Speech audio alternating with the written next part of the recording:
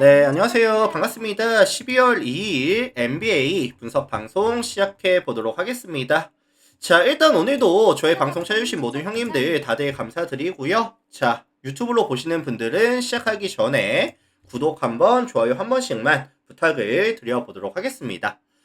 자, 일단은 지금 유튜브로 보시는 분들도 전체 경기에 대한 분석표라든지 주목할 만한 탑4에 대한 경기들 체크가 가능하시니까요. 멤버십 확인하셔서 체크해 보시면 좋을 것 같고요. 최근의 흐름은 커뮤니티 들어가시면 나와 있기 때문에 참고하셔서 많은 관심 또 참여까지 부탁을 드려보도록 하겠습니다. 내일 NBA 총 8가지 경기 멘트 들어갈 거고요. 뭐 저의 멘트가 전부 다 정답입니다. 이런 건 아니기 때문에 참고용으로 봐주시면 될 것 같네요. 들어갈게요.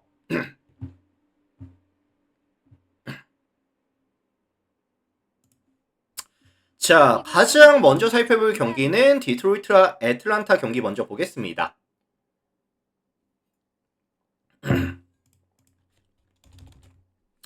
자, 요 매치업은 이제 디트로이트에 대한 선호도가 조금 높을 것으로 예상이 됩니다. 선호도가 좀 높을 것 같은데 원정팀 애틀란타가 어떤 이슈가 있었죠?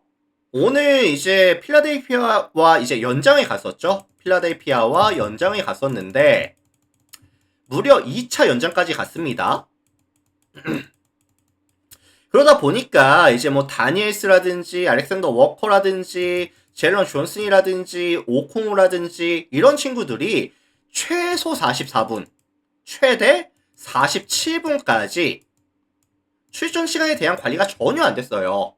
게다가 내일 이동 거리라든지 원정 백투백 경기라는 점을 감안해 봤을 때 애틀란타의 이번 시즌 주요 공격이라든지 수비에서의 옵션이 어떻게 되죠?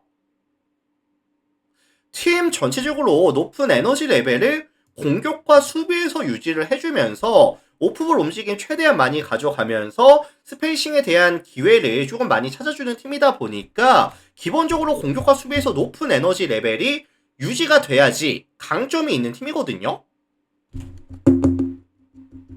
그래서 제가 볼 때는 애틀란타가 아마 3쿼터 이후부터는 아마 힘이 좀 많이 붙이는 모습을 보여주지 않을까. 슛 줄도 조금 짧아질 가능성도 있고요. 게다가 이 디트로이트 같은 경우에는 이번 시즌 강점이 뭐죠? 뭐 해리스라든지 두렌이라든지 슈튜어트라든지 폴 리드라든지 이런 골 밑에서의 영향력이 정말 좋은 팀이죠. 근데 사실 애틀란타가 좀 수비에서 아쉬운 부분들이 이제 제공권적인 측면들, 상대에게 오펜스 리바 많이 뺏기고 자기들은 오펜스 리바를 많이 못 잡고 이런 세컨 찬스에 대한 억제라든지 세컨 기회를 잡는 이런 모습을 좀 잘 못 보여주고 있거든요, 사실. 그리고 이 디트로이트 같은 경우에도 기본적으로 템포가 좀 빨라요. 템포가 좀 빠른 팀이다 보니까 체력적인 이슈 때문에 애틀란타가 좀 불리하게 가져갈 가능성이 좀 많이 높아 보이기는 합니다, 사실.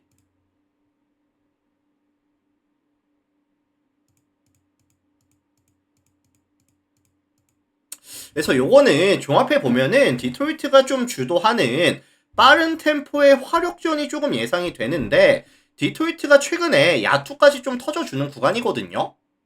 야투까지 좀 터져주는 구간이기 때문에 디트로이트가 더 많은 포지션과 더 높은 성공률까지 더 높은 체력까지 좀 가져갈 수 있는 이점이 있는 경기가 되지 않을까. 반대로 애틀란타에 대한 득점 기대값은 조금 낮게 설정을 가져갈게요.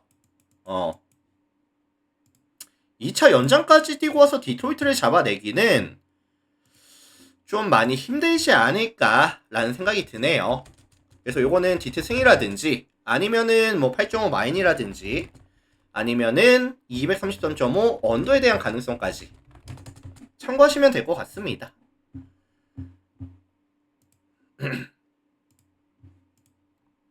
자, 다음 경기 인디애나랑 클리블랜드 경기 보겠습니다. 인디 클블. 자, 이 매치업에 제가 타이틀은 지금 연승 구간에 들어오는 인디애나라고 조금 잡아줬는데 최근에 인디애나의 경기를 보시면 아시겠지만 경기력이 생각보다 나쁘지는 않아요. 최근 5경기 보시면은 평균 득점이 108.6득점에 105점 2실점씩 쿠키 854 동일기간 마진이 플러스 3.4를 기록하면서 리그 전체 8위를 기록하고 있거든요. 근호형통님 추천 그래서 감사합니다. 지는 경기에 있어서도 대부분 투포지션 안쪽으로 접전 경기는 곧잘 만들어내고 있다. 경기력 자체가 상승하고 있는 구간이다. 라고 봐주시면 될 것 같아요. 이번 시즌 인디애나의 주요 공격 옵션은 뭐죠? 뭐 메소린이라든지 시아캄이라든지 이런 친구들 활용해서 1대1 게임을 좀 많이 가져간다든지 아니면 뭐 이런 뭐 슈터들을 좀 살려주는 모습들 아니면 벤치 구간에서는 맥코넬이 또 흐름이 좋다 보니까 득점에 대한 볼륨은 유지가 되거든요. 그리고 내일은 이제 허프를 5번으로 사용하면서 앨런이 빠지는 이 클리블랜드의 골밑을 조금 공략해 주겠다 라는 약간 의도도 보이는 것 같기는 해요.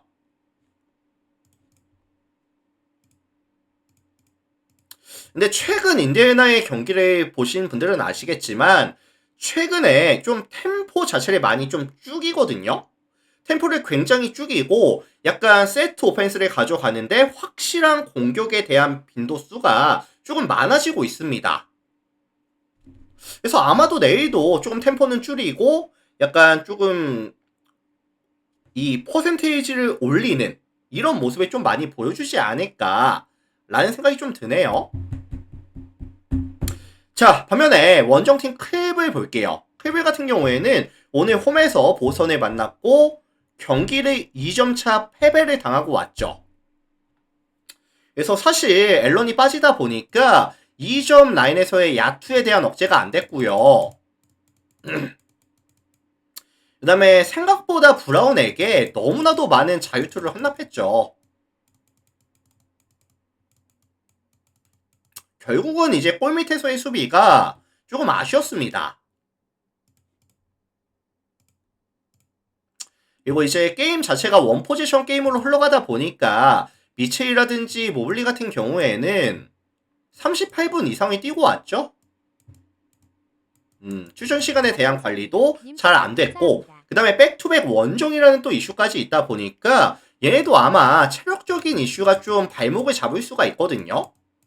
심지어 지금 클블은 뭐 스트러스라든지 메릴, 레리 랜스, 론조 볼, 그 다음에 앨런까지 굵직한 코어들이 많이 빠져있는 구간이다 보니까 벤치 구간에서는 경쟁력이 사실 유지가 안 되고 있기도 합니다. 최근에.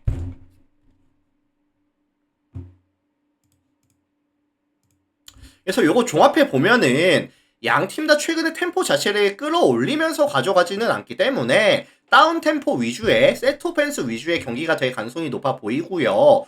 클블이 최근에 뭐 이런 골 밑에서 뭐 리머텍을 많이 가져가기보다는 미드레인지나 아니면 3점에 대한 빈도가 증가하고 있다는 부분들이 있는데 생각보다 인디애나가 미드레인지라든지 3점 라인 수빈도 나쁘지가 않거든요.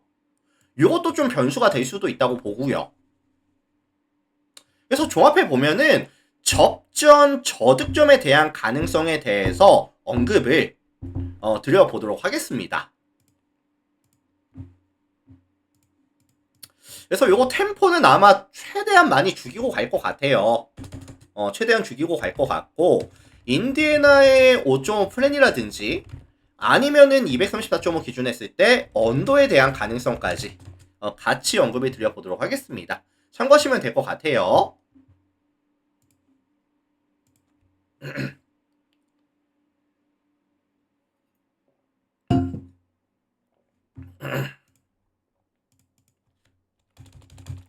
자, 다음 경기 보겠습니다. 워싱턴이랑 미러키 경기 볼게요. 워싱턴, 미러키. 자, 일단 두 팀 다 최근에 흐름이 조금 아쉬운 팀들의 맞대결이다 라는 말씀을 좀 드리고 싶은데 워싱턴이 최근 5게임에서 이제 1승 4패고요. 미러키도 최근 5게임에서 1승 4패죠.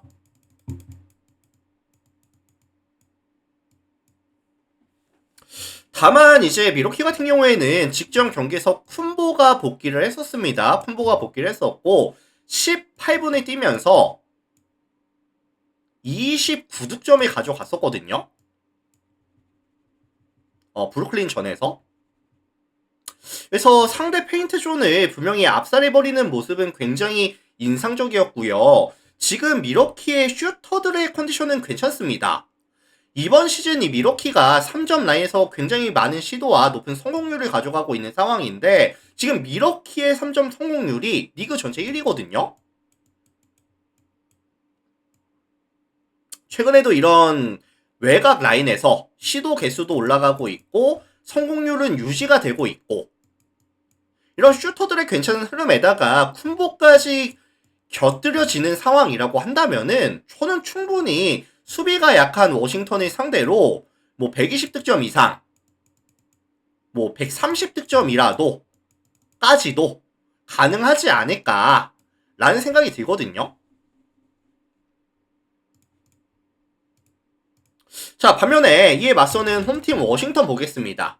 워싱턴 같은 경우에는 이번 시즌 주요 공격 옵션이 이제 윙 자원들 아니면 빅 자원들 슈팅 레인지가 긴 자원들이 많이 있다 보니까 뜬금 사르가 3점을 던진다든지 아니면 뭐 키슈온 조지라든지 쿨리발리라든지 이런 친구들이 이제 사이즈에서 2점을 가져가면서 3점 라인에서 공격을 많이 가져간다든지 이런 옵션을 좀 많이 선택을 가져가고 있거든요. 다만 지금 미러키가 3점 라인 허용률이 36%로 리그 14위 3점 수비가 나쁜 팀은 아니고요. 워싱턴은 지금 누가 빠지냐면은 키스퍼트라든지 트레 존슨이 빠지다 보니까 사실 슈터들이 좀 많이 빠집니다. 벤치 구간에서 득점 볼륨을 유지시켜줘야 되는 친구들이 많이 빠지고 있다 보니까 이게 생각보다 득점에 대한 지원이 잘 안 될 수도 있다고 봐요. 게다가 지금 사르 같은 경우에도 이제 사타구니 쪽 부상이 있죠. 뭐 부상 부위가 좀 민감한 부위다 보니까 아마 출전을 안 할 가능성도 저는 충분히 있다고 봐요.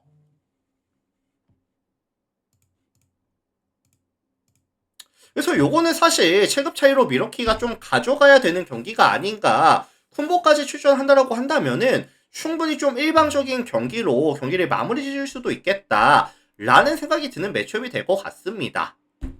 그래서 요거는 이제 미러키 승이라든지 아니면 뭐 일방적인 게임 아니면 저득점에 대한 가능성까지 같이 언급을 드려보도록 하겠습니다.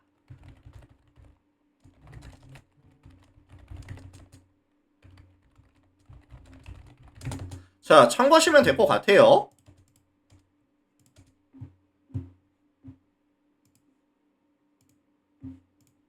다음 경기 넘어가겠습니다. 마이애미랑 클리퍼스 경기 넘어가 보도록 할게요. 마이애미 클리퍼스. 이 매치업은 뭐 최근에 흐름이 좀 많이 다릅니다. 최근에 흐름이 많이 다른 두 팀이고 원정팀 클리퍼스 같은 경우에는 최근 이제 4연패죠. 4연패 장줄 구간.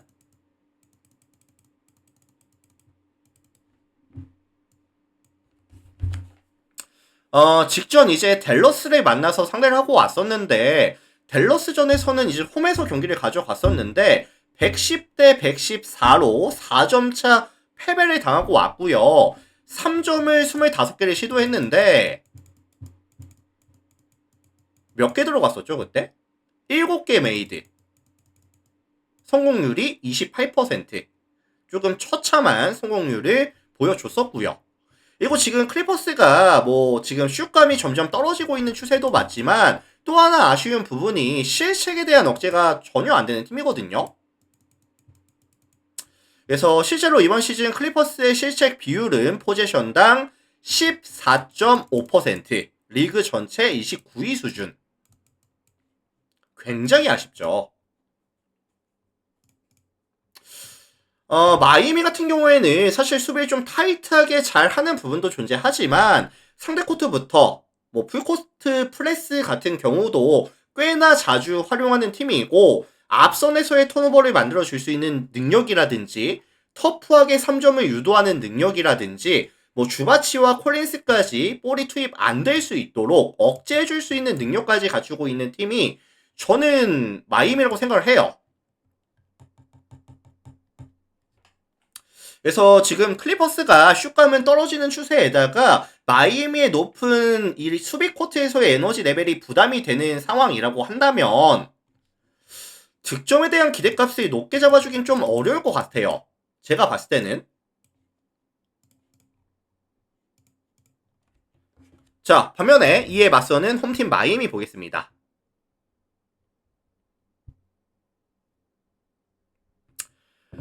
자, 마이애미 같은 경우에는 지금 슛감이 저점을 찍고 다시 올라가고 있거든요. 슛감이 저점을 찍고 명확하게 올라가는 추세를 최근에 보여주고 있는 상황인데,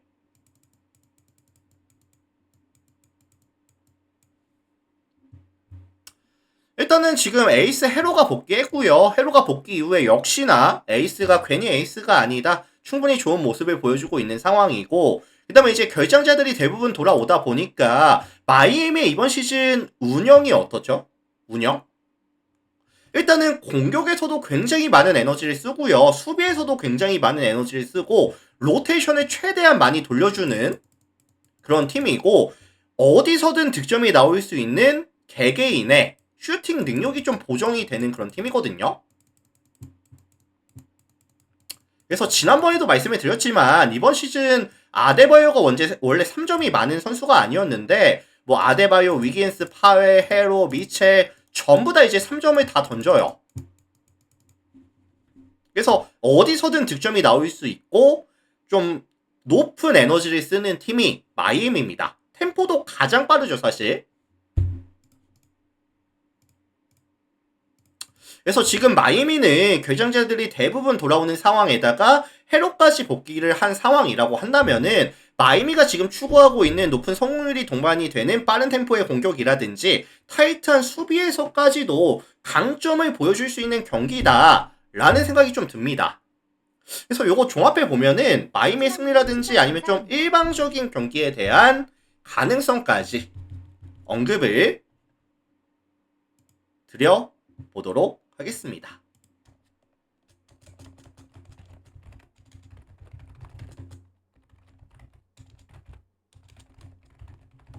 자, 참고하시면 될 것 같아요.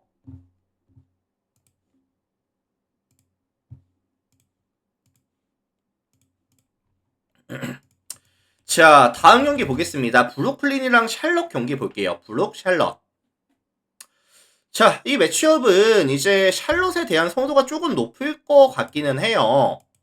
왜냐면 지금 브루클린이라는 팀 자체가 3승 16패, 샬럿이 그래도 6승 14패, 조금 더 낫기는 하거든요, 사실. 이번 시즌 샬럿의 강점이 뭐죠? 일단은 라멜로 볼이라는 확실한 에이스이자 핸들러가 존재하고요.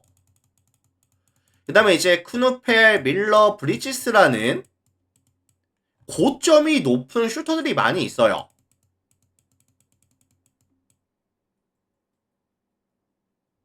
쿠누펠은 뭐 거의 지금 뭐 신인왕 가능성까지도 점이 쳐지고 있는 상황인데, 사실 이런 샬럿이란 팀의 조금 특성이라고 할까요? 슛감에 따라서, 슈터들의 슛감에 따라서 경기력에 대한 기복은 굉장히 큰 팀입니다, 사실.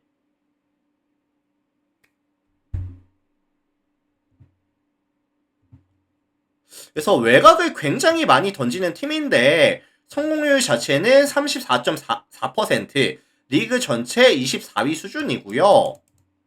최근에는 더욱더 많은 3점을 시도하고는 있지만 성공률 자체는 30.43%까지 계속해서 지금 떨어지고 있는 추세. 게다가 원정에서 게임을 가져갔을 때는 더욱더 야투에 대한 기대값 자체가, 성공률 자체가 떨어지는 모습을 보여주고 있는 상황이고, 브루클린이 수비가 안 좋지 않느냐, 수비가 안 좋은 건 맞지만 그냥 순수하게 샬롯의 야투가 안 터지면서 부진할 가능성도 저는 충분히 있다고 생각을 해요. 최근에 흐름도 워낙에 안 좋고 원정이라는 이런 특수성까지 감안해 준다라고 했을 때 샬롯의 득점 기대값을 높게 잡기는 조금 어렵다.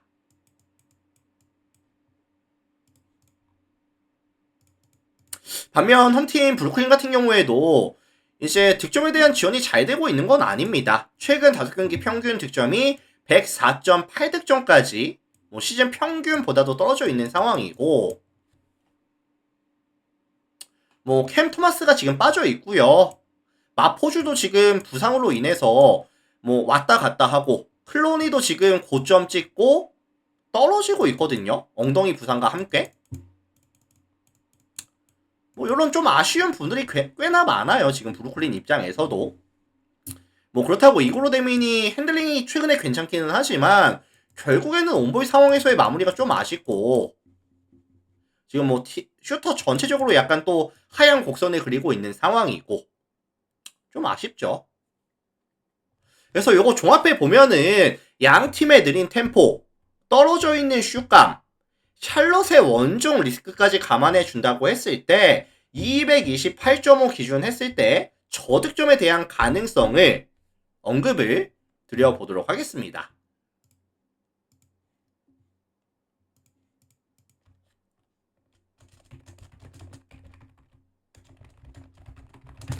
자, 참고하시면 될 것 같아요. 다음 경기 바로 보겠습니다.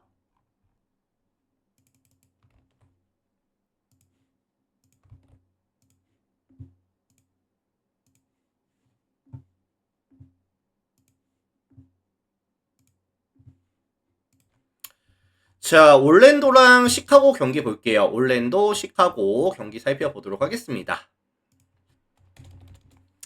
자, 이 매치업은 이제 제가 타이틀은 어떻게 잡아놨냐면은 수비에 대한 리스크가 확실한 시카고라고 타이틀을 잡아놨는데 실점률이 계속 증가하죠. 지금 시카고가. 시카고라는 팀 자체가 이번 시즌 평균적으로 가져가는 실점이 123.05 실점, 리그 전체 28위 수준에다가 디펜시브 레이팅 역시도 117.4 기록하면서 리그 전체 22위. 수비 코트에서 쓰는 에너지 자체도 많이 떨어지고요. 스위치 상황에서 커버도 계속 늦고 있고 4번, 5번 자리에 대한 대인 방어 능력 자체도 조금 아쉽다라는 느낌이 있거든요. 반면에 지금 홈팀 올랜도 같은 경우에는 팀 전체적인 사이즈에서 강점이 있습니다. 게다가 최근에는 이런 득점에 대한 지원이 시즌 평균 대비했을 때 훨씬 더 잘 되고 있는 구간이고요. 야투도 지금 터져주고 있죠. 심지어 자유투가 지금 84.06%까지 전체적으로 슛감이 괜찮습니다. 지금.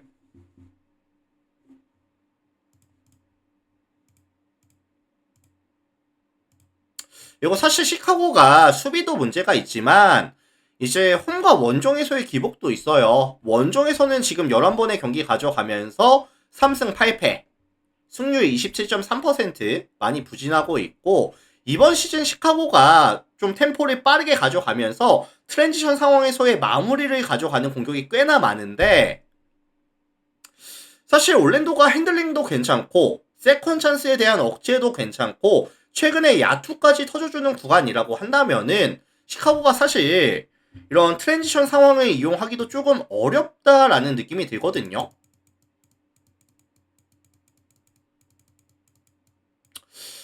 그래서 요거 종합해 보면은 공수 밸런스가 무너져 있는 것도 문제지만 상성도 시카고가 좀 밀린다라는 느낌이 있기 때문에 뭐 올랜도 승이라든지 일방적인 경기라든지 아니면 저득점에 대한 가능성까지 같이 언급을 드려보도록 하겠습니다. 올랜도 승 8.5 바헨 그리고 이제 241.5 언더까지 자 참고하시면 될 것 같아요. 자 다음 경기 덴버랑 댈러스 경기 보겠습니다. 덴버 댈러스 자 요거는 좀 심플하게 말씀을 드려도 될 것 같은데 제가 타이틀을 어떻게 잡아놨냐면은 체급 차이라고 잡아놨거든요. 그래서 지금 14승 팀과 6승 팀의 체급 차이 게다가 이 덴버라는 팀 자체가 홈에서 경기를 가져갔을 때는 공격과 수비에서의 밸런스가 정말 좋은 팀이죠. 근데 이제 조금 거슬리는 부분이 뭐죠? 지금 요키치가 확정이 아직까지 안 됐어요. 이제 손목 쪽이 조금 불편하다고 하는데 나올 것 같기는 해요. 근데 100% 나온다라고 말씀을 드리긴 좀 어렵습니다. 그래서 사실 출전이 될지 안 될지를 체크해 주셔야 될 것 같아요. 체크를 해 주셔야 될 것 같고 댈러스는 지금 뭐 라이블리 빠져 있고 그 다음에 개포드도 지금 못 나올 가능성이 훨씬 높아 보이고 파웰이 지금 5번에 서는 상황인데 이거 파웰로는 못 막거든요. 요키치 못 막는다고 보거든요. 그래서 아마 파웰이랑 앤서니 데이비스 출전한다라고 한다면은 더블팀을 굉장히 많이 가져갈 것 같은데 그렇다라고 한다면은 댈러스의 이번 시즌 강점은 수비입니다. 근데 이 수비에서의 강점이 조금 상쇄가 될 수가 있다고 봐요. 강점이 좀 없어질 수 있다고 봐요. 반면에 지금 댈러스는 공격에서 보여줄 수 있는 이런 공격력 자체가 덴버 대비했을 때 많이 떨어지고 덴버가 또 홈에서는 수비가 나쁘지 않다 보니까 변수는 결국에 요키치가 나올지 안 나올지 요거 정도가 될 것 같거든요. 그래서 일단은 뭐 지금 당장 말씀을 드리면은 뭐 요키치가 나올 가능성이 높아 보이기는 해요. 그래서 뭐 덴버 승이라든지 뭐 10.5 마헨이라든지 근데 이제 체크가 필요하죠. 어쨌든 이렇게 봐주시면 될 것 같아요. 자, 참고하시면 될 것 같고요. 다음 경기 넘어가겠습니다.